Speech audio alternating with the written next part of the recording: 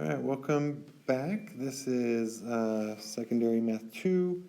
Today we're covering basic exponent properties with rational exponents. So last time we focused on integers, so all of our exponents were positive or negative whole numbers.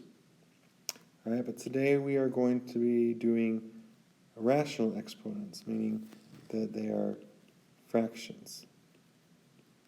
Okay, so before we get into this, let's do a quick review of fractions. Adding and subtracting fractions, okay. First thing you always need to do is make sure we have a common denominator. Okay, so for example, this one, we have a denominator of 9, a denominator of 3, so to make the left side, that 3, make it become a 9, we need to multiply it by 3, but we also need to do it by the top, on the top as well. Because 3 over 3 is 1, so you're not changing anything, you're basically unsimplifying your fraction. Okay, so that would give us, and when you multiply, we multiply straight across. So that gives us 6 over 9 plus 5 over 9, and that would give us 11 over 9. Okay? Subtracting, same thing, except that you need to, it's the same, except you're subtracting, but you still need to have the same common denominator. So here, since we can't multiply 4 to make 5, and we can't make 5 make 4, what we're going to do is we will multiply 4 on that side, and we'll multiply this side by 5. Okay, and when we do that, we'll have a common denominator of 20. So we'll end up getting 5 over 20, or minus 14 over 20. Sorry, 12 over 20. I think it's because I just looked at that 4. Okay, and then we would, when you add or subtract, you only add or subtract the numerators.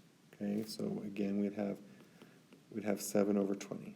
Okay, if it can be simplified, we should simplify it, but here it can't be simplified. All right, multiplication. When you multiply, we multiply straight across.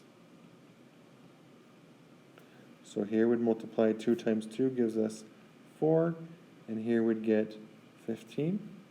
Okay, another example. 1 times 6 gives us 6, and 3 times 7 gives us 21. When we divide, we flip, or we do the reciprocal, a better word for that, I guess. We'd flip the second fraction, and then we multiply.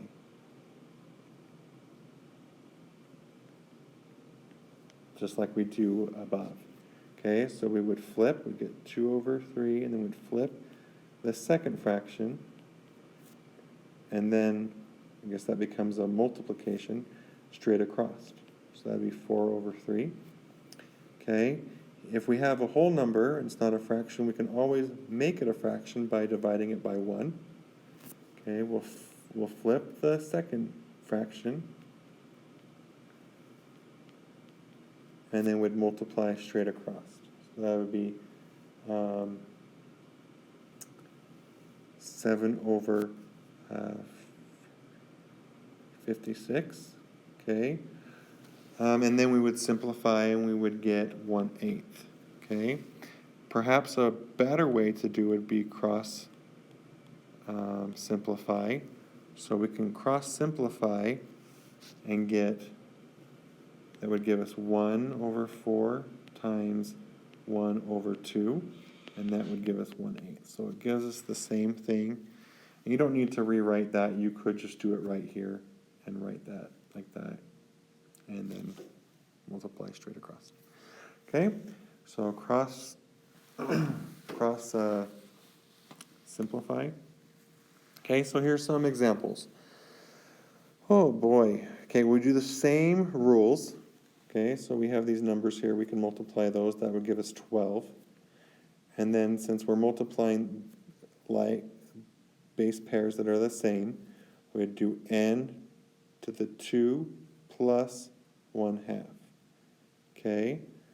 You may be tempted to write that as n to the, when you add those, you may be tempted to say 2 or n to the 2.5. Okay, but we need to keep our exponents as either fractions or whole numbers, no decimals in your exponents. Okay, so here we could look at an example here. When we add, we need to have a common denominator. So I'm just going to take these numbers over here, and then we will work on those and then bring them back. So here we could make this as a fraction, and we'd have to have a common denominator. So we would multiply 2 over 2. That would give us 4 over 2 plus 1 over 2, which gives us 5/2. Okay? So our answer here would be 12n to the 5/2. Okay? All right.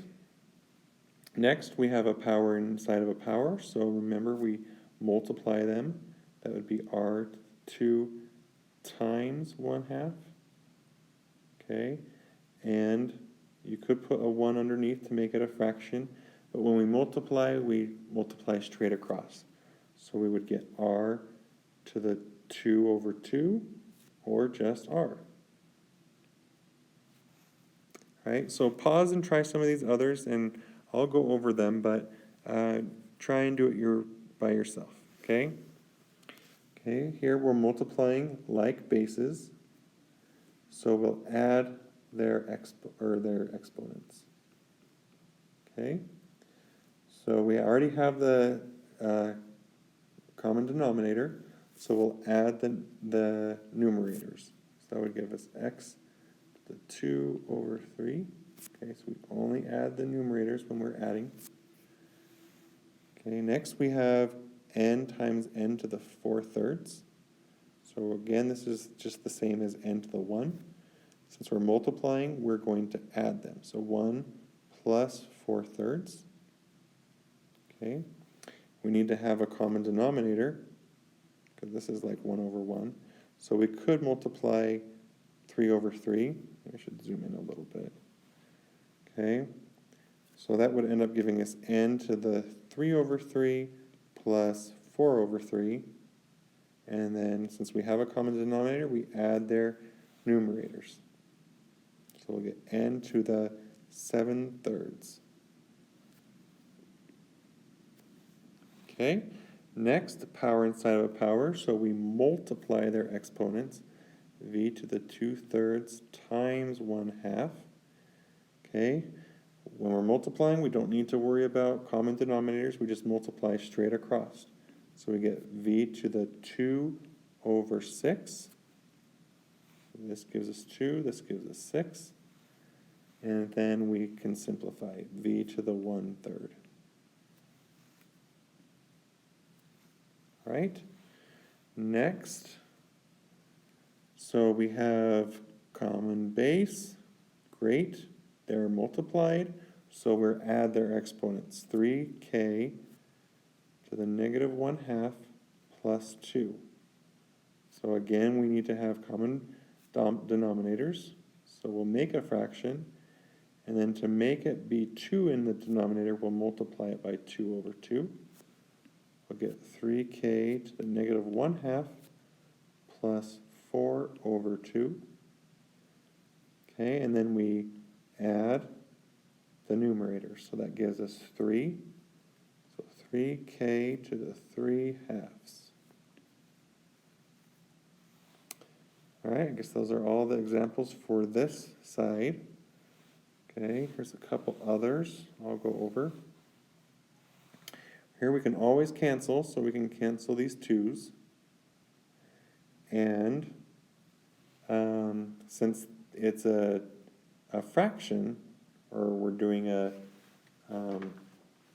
the quotient of 2 powers, what we're going to do is subtract those exponents. So remember, x to the n over x to the m is the same as x to the n minus m. That was on our last class. So here we can write this as x to the 3/2 minus 1, because this is the same as x to the 1. All right, and then we need to have a common denominator, so we can write that as a fraction. What can we do to make 1 equal 2? Well, we'd need to multiply it by 2 over 2. Okay, that would give us x to the 3/2 minus 2 over 2. And then we will subtract the numerators. And we keep the denominators. So that'd be x to the 1/2. Okay, h. All right, again, we have the quotient of 2 powers. So we will do the difference of those exponents. So we'll have b to the 1/2 minus 3/2. This would still be all over 4. Okay? And we always keep the numerator exponent first, and then we subtract the denominator. I don't know if I mentioned that before. Okay, but we always do it that way. Okay? So we already have common denominators. So we will subtract the numerators. 1 minus 2 gives us a -2. So we'll have b to the -2 over 2 over 4. Well, -2 over 2 is just negative.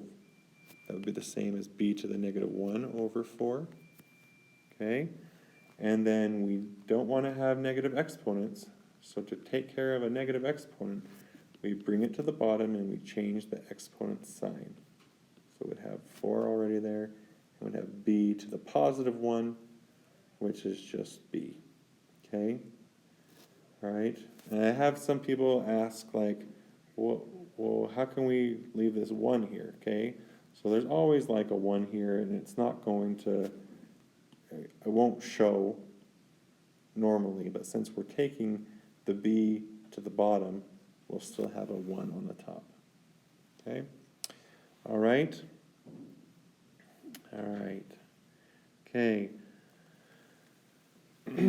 First things first, we have a power inside of a power. So let's take care of that. That would be the same as 4 squared, because basically we're distributing this. 4 squared, and then we'd still have this x to the 1/4 squared all over x to the 1/2. Okay? And then when we have a power inside of a power, we multiply. So I mean, this would be like the same as a fraction. We just multiply straight across. We'd get the, well, let's talk about this. That would be 16. And then when we multiply these straight across, that would give us x to the 2/4 over x to the 1/2. Okay? But we can simplify this. That would be 16 x to the 1/2 over x to the 1/2. And then those would, since they're the same, they would cancel out, and our answer would just be 16. Okay. Awesome. Okay, so next, okay, this one's going to be great. Okay, what do the numbers mean when we are writing an expression with a rational exponent? Okay, so the answer is the numerator is the base inside the radical, or the root, and the denominator is, sorry, the radical is the root. Okay, so the radical is not the root. The radical is this thing, the root.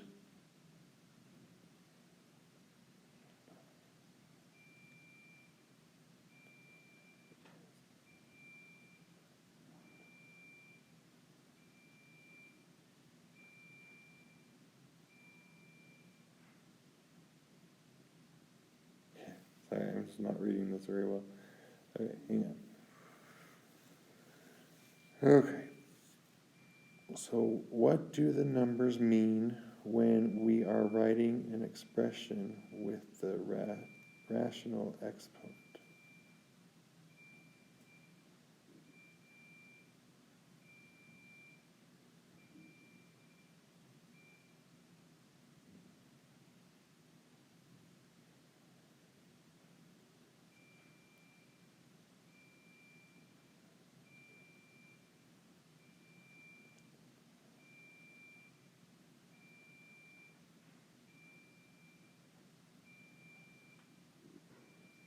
Yes. Okay. All right, that makes sense. Okay. I don't know if I can splice. Maybe I should pause. Well, we'll give it a shot. Okay, so, all right. I should have thought this through better. It's just been a year since I forgot. Okay. Anyways, so take two. Boop. Okay, so here we are. They want us to know, basically we're finding the relationship between a base and its exponent and being able to write it in radical form. Okay, so this would be called exponent form. And this is radical form because it has a radical or like a root. Radical. Okay, form. All right, so basically what we're taking is if we want to go from exponential form or exponent form, exponential form, all we need to do is we'll take the base and the numerator will go inside the root, and the denominator. Oh, gosh, I'm having a hard time. All right, did I go over all of these? Dang it! I'm just gonna pause, see if we can. No, keep them separate together. Let's try this one more time.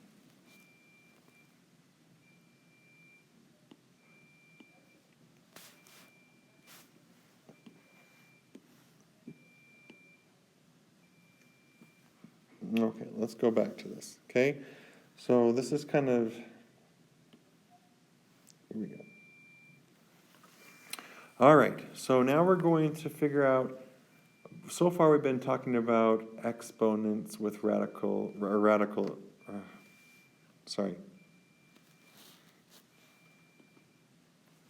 strike two, okay, here we go.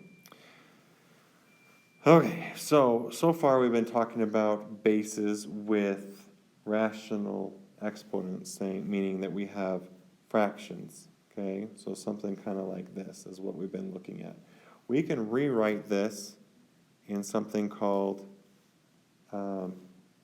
rational form. So here this is exponential form, because we have exponents, exponential form. And this would be rational form, radical form.